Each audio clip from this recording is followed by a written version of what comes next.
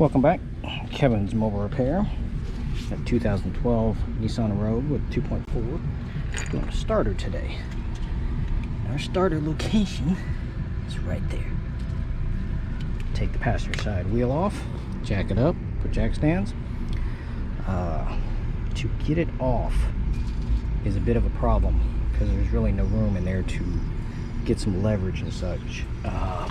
So what I did, 16mm swivel, long extensions. You need to get to it right from here.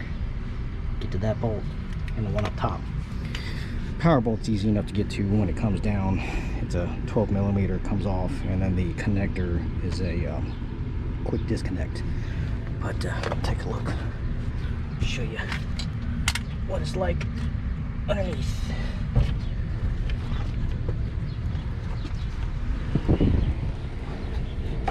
There she is right there. So it's just two 16 bolts. Comes down. Take the 12 off.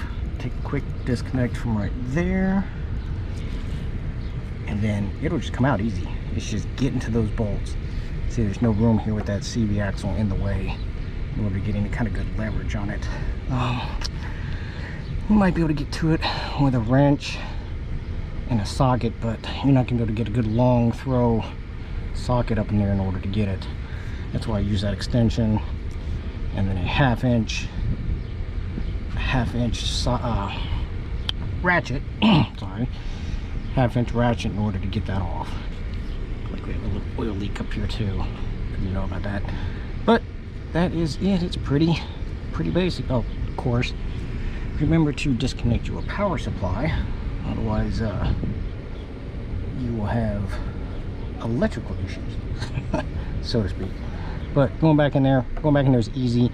I was able to get a power tool in there to zip them back on, or you can do the exact same process in reverse, putting them back on with the long extensions once you get them threaded in there. But yeah, there's not really much room as far as getting any kind of leverage tool in there, especially to break them off that they've never been off before. Yeah. Nissan, Toyotas, those bolts like to stick on there very well. But any questions or comments, please feel free to let me know.